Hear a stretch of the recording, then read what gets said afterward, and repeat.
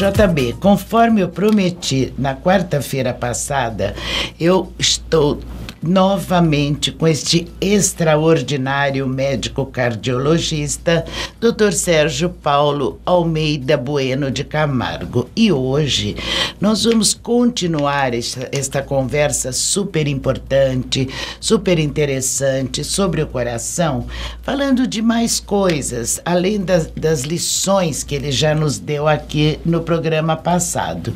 Vamos falar sobre a parte da espiritualidade, da parte do emocional nas doenças cardiológicas.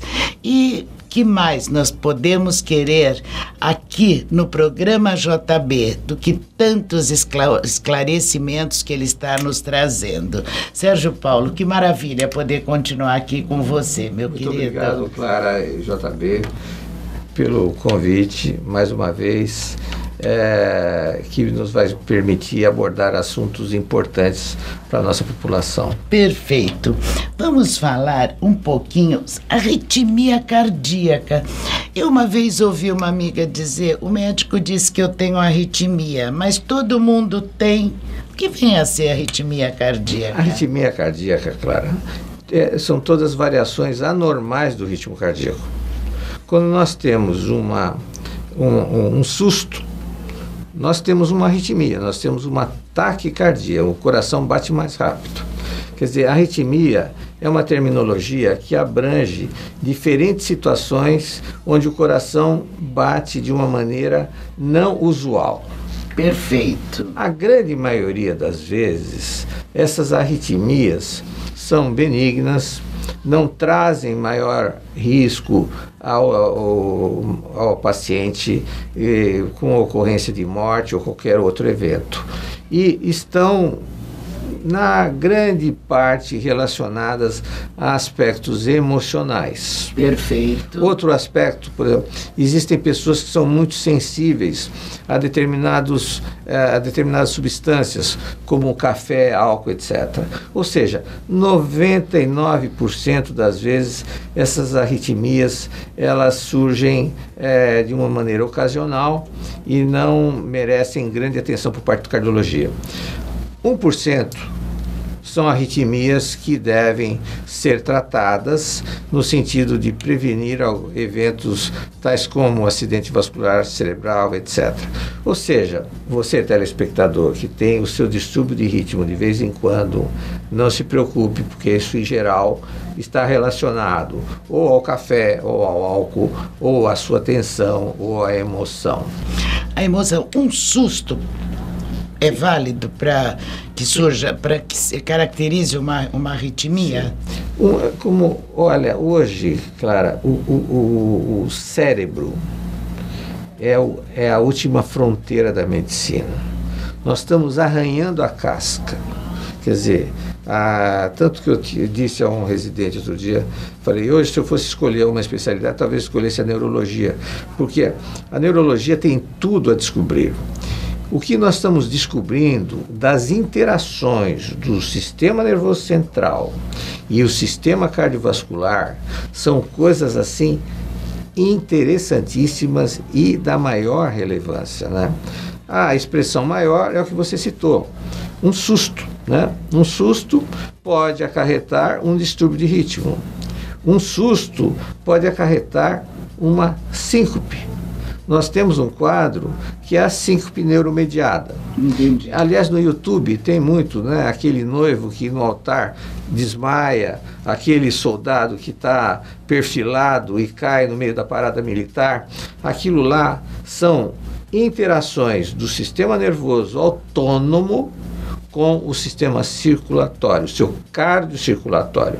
Ou seja, o sistema nervoso central tem uma área chamada sistema nervoso autônomo, que compreende duas divisões, o simpático e o parasimpático, que em determinadas circunstâncias podem mandar estímulos para o coração, que é um órgão extremamente inervado, levando a modificações significativas, seja na frequência, seja nas variações de pressão arterial. Que coisa, parece uma descarga de adrenalina, uma descarga elétrica, né, doutor?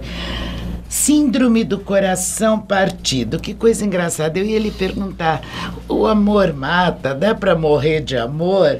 O amor, ao contrário, o amor aquece, o amor agrada, apalpa o coração, ao contrário das grandes perdas. As grandes perdas e a manifestação maior dessa interação do sistema nervoso central com o nosso coração é a síndrome do coração partido, que ela se caracteriza por uma dilatação aguda, Clara, do coração em pacientes totalmente saudáveis. Eram pacientes que não tinham documentada nenhuma doença cardíaca e diante de uma situação de grande impacto emocional, a grande maioria relacionada à perda de filhos, sofrem uma dilatação aguda do coração.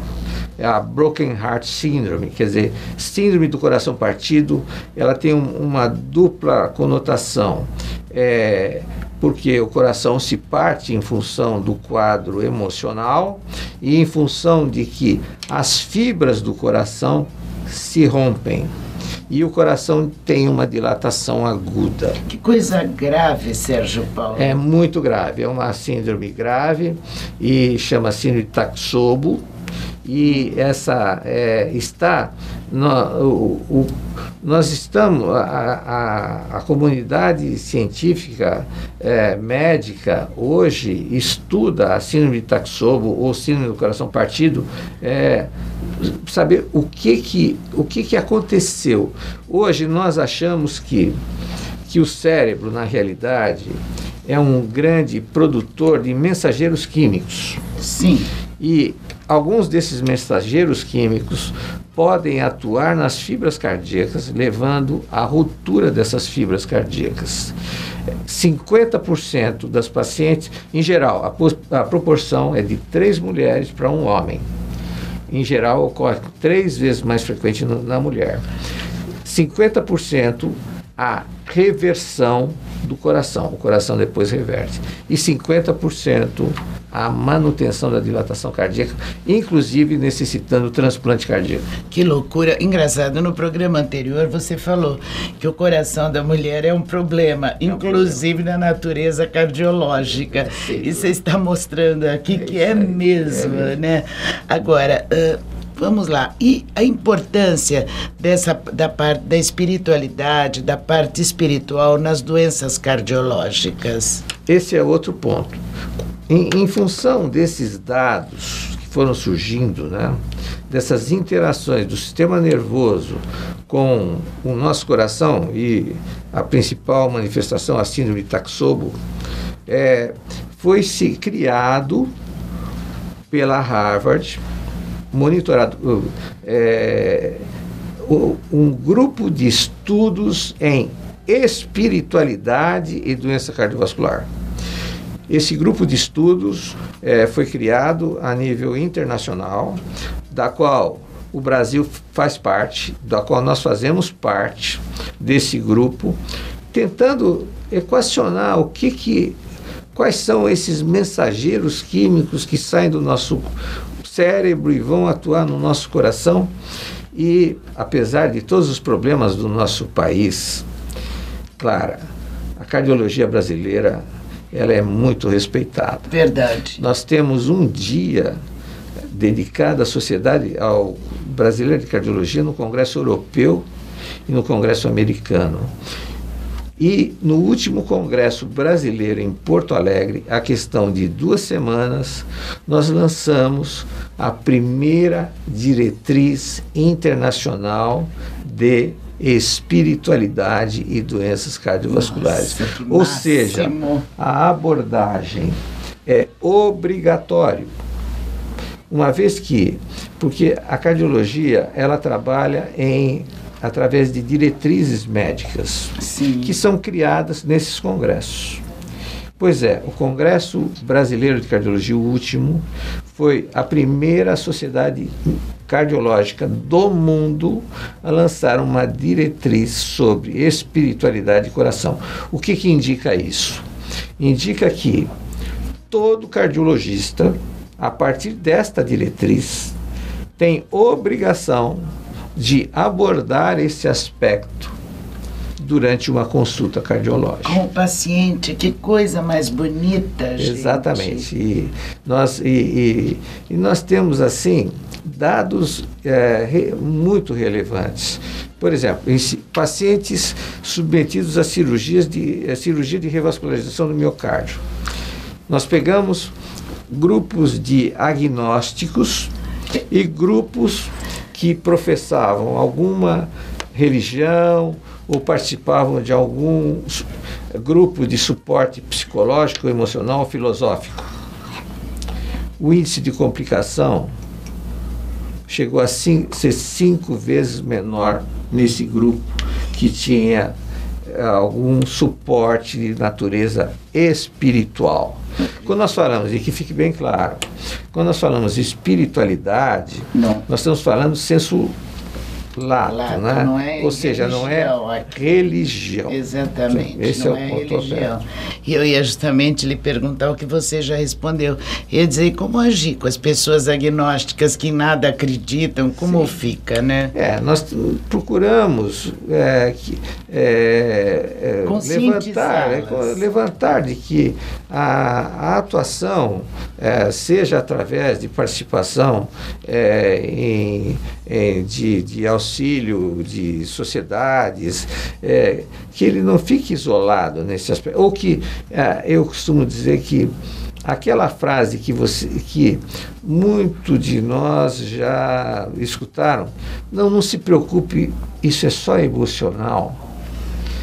Isso reflete bem o grau de ignorância que nós médicos detínhamos. Ou seja, o que nos diferencia de classes menores é exatamente o nosso cérebro, a nossa córtex cerebral. Nós, quando falávamos, não se preocupe, isso é só emocional, nós decapitávamos o paciente. E hoje não, hoje nós estamos vendo que chama-se sistema nervoso central, Clara. Sim. Ele gerencia toda a sua vida. O cérebro gerencia toda a sua vida, inclusive a sua parte cardiovascular, a sua parte renal, a sua parte...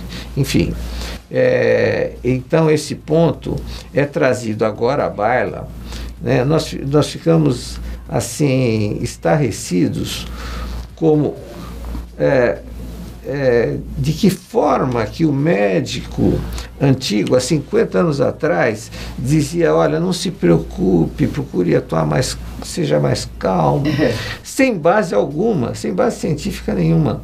E hoje, os estudos que foram feitos não só demonstram que isso é importante, como é muito mais importante que nós aquilatávamos. Mas o que mais é alegria, o prazer de viver, a forma como você se declara ou não saudável, porque também tem isso, né, Sérgio Paulo? A pessoa que o tempo inteiro fala que é doente, que está doente, que tem dor, acaba ficando, não é isso? Eu vejo desse lado também. Sem dúvida nenhuma. O aspecto, a visão de encarar o mundo de maneira positiva, né? Isso.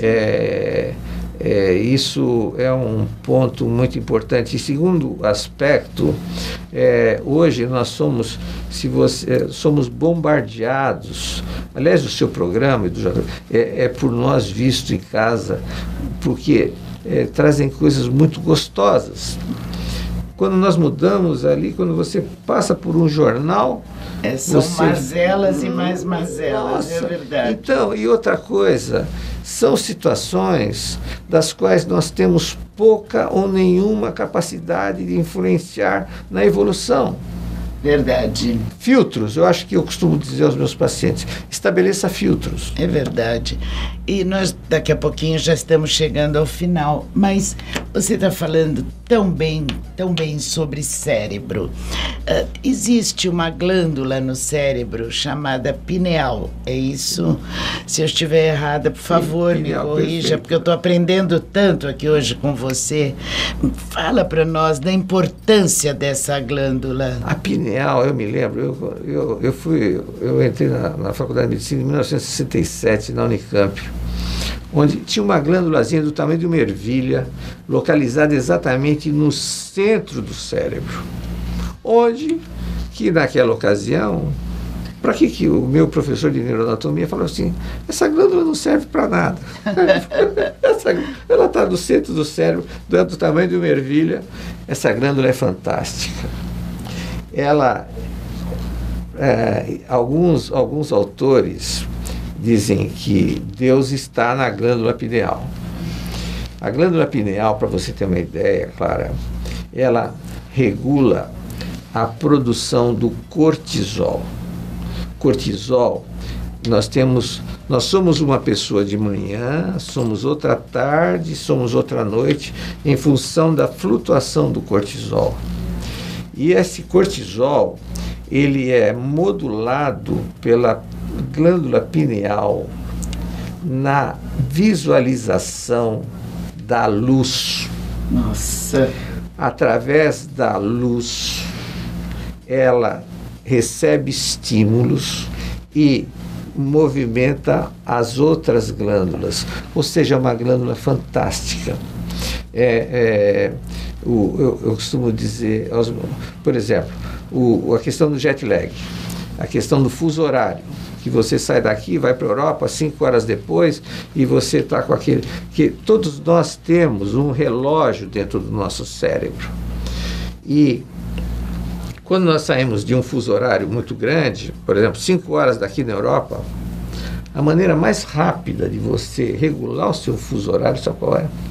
É você, chegando no seu destino, você, se for observar o horizonte sem óculos, escuro, em iluminação natural, com visualização do horizonte.